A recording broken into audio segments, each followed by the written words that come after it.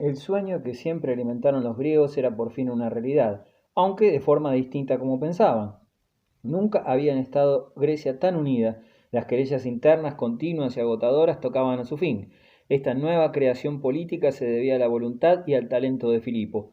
En Queronea, el estado rústico venció al urbano. Sin embargo, este no desapareció por completo, pues tenía raíces muy hondas en Grecia. Además, esta no llegó a ser nunca una provincia macedónica, pero el estado urbano, la polis, había muerto como organismo soberano. Terminadas las tareas de reorganización, Filipo regresó a Macedonia para preparar a conciencia la guerra contra los persas. El mismo año en que Filipo sometió a Grecia, el cruel déspota Artajerjes moría envenenado por dos conspiradores. Lo sucedió en el trono Darío III. El primer objetivo de Filipo fue libertar a los jonios del dominio persa, y para ello, en la primavera del 336, envió una fuerza de 10.000 hombres al Asia Menor. Era la vanguardia de un ejército mucho más poderoso que dirigiría en persona, pero antes de realizar sus planes murió asesinado durante la boda de su hija. El homicida era un joven macedonio de alta alcurnia que vengaba la afrenta de un pariente de la segunda esposa de Filipo. Los amigos del rey le dieron muerte en el acto. Alejandro mandó a ejecutar a todos sus cómplices y aprovechó la ocasión para deshacerse también de algunos pretendientes al trono, supuestamente complicados en el asesinato de su padre. No siempre se ha juzgado a Filipo de igual manera. Durante mucho tiempo los historiadores lo consideraron a la luz de la política ateniense. Hoy se cree que Filipo era, ante todo, un rey de Macedonia, pero su política no se limitaba a su país, sino que quería una Macedonia fuerte y capacitada para ser guía de los helenos en el cumplimiento de su misión histórica. Alejandro Magno. La posteridad rodea al hijo de Filipo de una aureola de energía y entusiasmo típicamente helénicos. Es el gran héroe de la historia, una de sus figuras privilegiadas, dotada de eterna juventud y en quien inteligencia y voluntad se equilibran armoniosamente. Para él, proyectar y realizar eran lo mismo. Pero este personaje tenía también sus sombras, en particular la violencia heredada de su madre, Olimpia. Olimpia era una princesa del Epiro, país de habitantes emparentados con los actuales albanos. Las mujeres del Epiro, como las de Tracia, tenían fama de brutalidad en sus éxtasis religiosos durante las fiestas en honor de Dionisios, que se celebraban en esas regiones montañosas. El temperamento de Olimpia parece que se acomodaba a tal género de religiosidad. Es probable que practicara conjuros y ritos mágicos, a cuyo ritmo se danzaba con serpientes enroscadas al cuello. No es de extrañar, pues, que semejante mujer hubiera cansado a su real esposo, y que otra Macedonia consiguiera con facilidad el repudio de Olimpia por Filipo.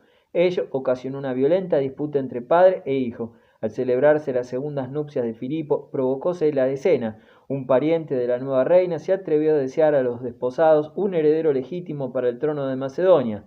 Alejandro exclamó: ¿Crees que soy un bastardo? Y arrojó su pesada copa a la cabeza del insolente. Filipo gritó fuera de sí, y espada en mano se abalanzó contra su hijo, sin alcanzarle. Se derrumbó, vencido por la embriaguez. La escena terminó con unas ácidas palabras del príncipe. Ese es el hombre que proyecta pasar de Europa al Asia y no puede pasar de una mesa a otra sin caerse.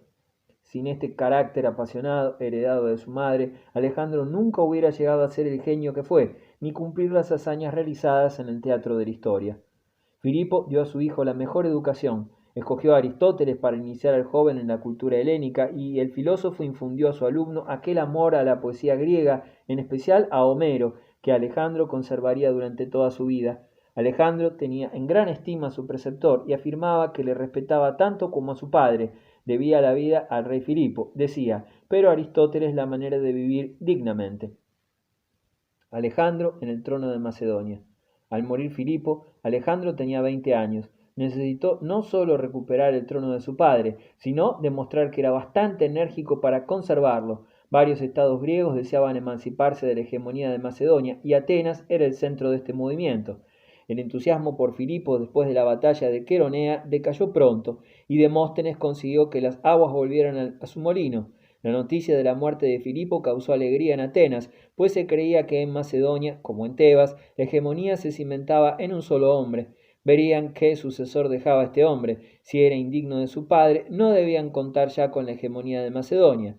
Demóstenes, que esperaba un restablecimiento de la supremacía ateniense, apenas supo la muerte de Filipo, se encaminó a la asamblea popular con traje de fiesta, felicitó a sus conciudadanos por la desaparición de su más peligroso enemigo y elogió al justiciero asesino de Filipo.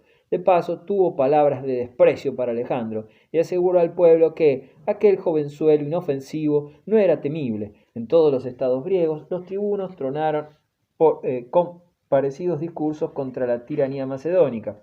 De pronto, Alejandro invadió Beocia. Antes de que los griegos se percataran de lo que sucedía, el jovenzuelo, como Demóstenes lo había denominado, demostraba ser un joven león. La idea de separarse de Macedonia desapareció de súbito. El gobierno ateniense juzgó oportuno enviar excusas a Alejandro. Después, el joven macedonio convocó en Corinto a los legados de la Confederación Helénica y les hizo confirmar la hegemonía macedónica. Solo se negaron los espartanos, como siempre. Alejandro hizo suyo el proyecto de su padre, vencer a Persia, pero antes de emprender la lucha quiso asegurar su retaguardia. Al oeste de Macedonia vivían los ilirios y al este los tracios, que nunca fueron buenos vecinos. Cuando supieron la muerte de Filipo empezaron a revolverse. Alejandro dirigió personalmente contra ellos una expedición que llegó al Danubio, el más caudaloso río europeo conocido hasta entonces, que cruzó una noche con caballería y todo. Los indígenas se asustaron y huyeron abandonando sus posesiones. En esta primera campaña, Alejandro ya puso de manifiesto aquel talento de estratego que le convertiría en el conquistador de Asia. Nada dejó al azar en sus preparativos y recompensas, rara cualidad en hombre tan impulsivo y ardoroso. Sacó todo el partido posible del terreno, desconcertó al adversario con la rapidez de sus maniobras y cuando convino, lanzó todo su ejército en un ataque masivo. El excelente general Parmenión, ex lugarteniente de Filipo, que compartiría con Alejandro la gloria de sus victorias en Asia, no participó en la campaña de los Balcanes, por encontrarse entonces en Asia Menor. Las operaciones de Alejandro causaron tanto temor entre las tribus tracias insumisas que le enviaron presentes solicitando una paz que Alejandro otorgó. Apenas acabada esta campaña, se enteró de una peligrosa revuelta promovida en Grecia, a consecuencia del rumor de que Alejandro había sido herido de muerte y su ejército destruido. Una vez más, Demóstenes excitó a las poblaciones griegas a luchar por su libertad. Los tebanos proclamaron su independencia y asediaron la guarnición macedónica de la ciudadela. Por doquier se extendió rechazo a los macedonios. Hay que reconocer, sin embargo, que estos, ebrios de grandeza, en muchos lugares estaban abusando de su poder. La rebelión amenazadora a la muerte de Filipo estallaba ahora con violencia. Darío supo incitar a los tebanos a la rebelión, ofreciéndoles dinero abundante. Luego, el recuerdo de Pelópidas reanimó su valor. Los rebeldes pronto vieron a que Alejandro vivía aún al aparecer este con su ejército ante los muros de Tebas.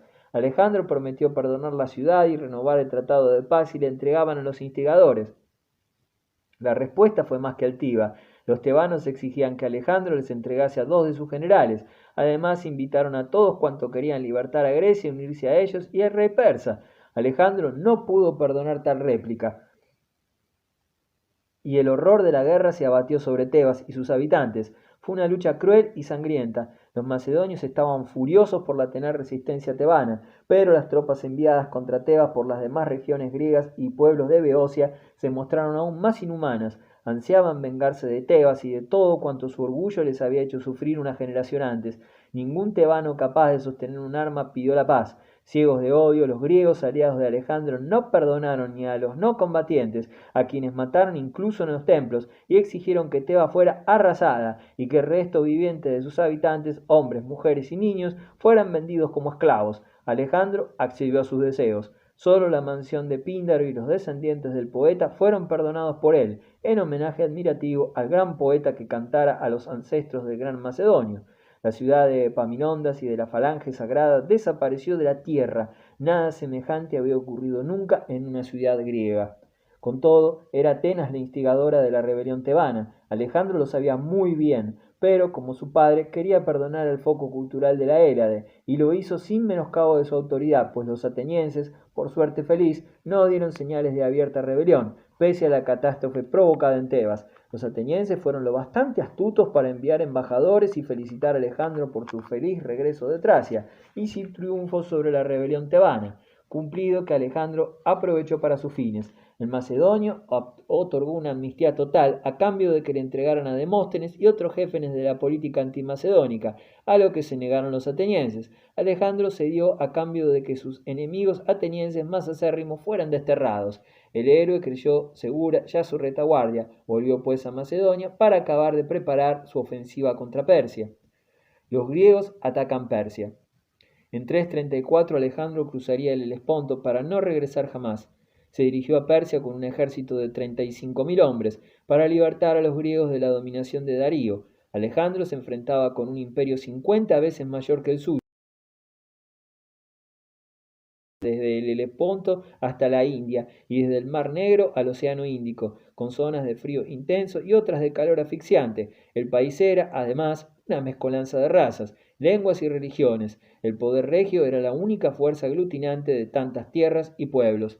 Las fuerzas griegas eran insignificantes en comparación al ingente número de pueblos y los recursos inagotables de Persia. Con todo, los persas tenían asimismo sus puntos flacos, carecían de la cohesión táctica de los macedonios, los soldados estaban menos adiestrados y la organización de la intendencia dejaba mucho que desear.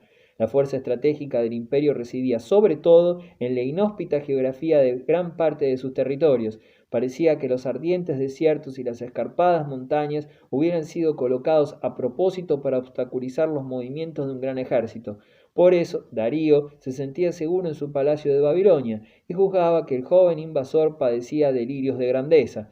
El colosal imperio era como un gigante dormido que apenas pestañeó cuando los griegos, una partida de bandidos, como le llamó Darío, pisaron suelo asiático. El mayor peligro para el conquistador era la superioridad naval persa, cuya flota podía dirigirse en cualquier momento a Grecia y fomentar allí una rebelión que obligara a Alejandro a interrumpir su campaña en Asia. Para evitarlo, el macedonio desarrolló una estrategia genial: apoderarse del litoral mediterráneo antes de penetrar en el continente. Así impediría a la flota persa establecer bases de operaciones. Al ocupar los puestos griegos, imposibilitaría el reclutamiento de nuevas tropas y cortaría su aprovisionamiento. El combate decisivo se resolvería en tierra, y para ello debía previamente inmovilizar la flota persa. Esta permaneció inactiva desde el principio, ni siquiera dio señales de vida cuando Alejandro pasó sus tropas a la otra orilla del Helesponto. Las vanguardias enviadas por Filipo favorecieron también la libertad del movimiento de Alejandro, y nadie se le opuso en la costa asiática. Si la flota persa se hubiera apresurado, habría podido hundir la escuadra macedonia e imposibilitar el desembarco griego. ¿Cometían ya el primer error o esperaban batir con más facilidad al invasor cuando estuvieran en el interior del continente asiático, lejos de su patria? Este plan era apoyado por el general más competente del ejército persa, el griego Menón, que aconsejaba eludir el combate hasta extenuar a los griegos, que sin duda traerían pocos víveres. El mejor medio de aniquilarlos, decía, era combinar la retirada del ejército persa con una táctica de tierra calcinada, para que el ejército griego, al ocupar unas regiones devastadas, no encontrase nada para subsistir. Al mismo tiempo, la flota persa les cortaría las rutas con su patria y llevaría la guerra allí. El plan fue rechazado por los sátrapas persas del Asia Menor, que no querían cargar con la vergüenza de una retirada, aunque fuera con fines estratégicos. Además, no consentían la destrucción del país, fuente de inmensas riquezas para los sátrapas. Resolvieron, por tanto, esperar al joven macedónica cerca del Gránico, un riachuelo de los montes de Ida que desembocaba en el mar de Mármara, pero Alejandro obtuvo allí una resonante victoria. Gracias a la asombrosa rapidez de su ataque, las pérdidas griegas fueron insignificantes y la victoria rotunda. El ejército persa fue destruido en parte y el resto huyó a la desbandada. Alejandro ya podía considerarse dueño y señor de Asia Menor Occidental. Poco después de esta victoria, fue apoderándose de los contornos para evitar un ataque por la retaguardia, riesgo tanto mayor cuanto más penetraba hacia el este. La población urbana del Asia Menor era en su mayor parte griega. Alejandro se atrajo su amistad restableciendo leyes y normas democráticas y liberándola de los tributos que pagaban a Persia. Los griegos del Asia Menor respiraban de nuevo el aire de la libertad helénica.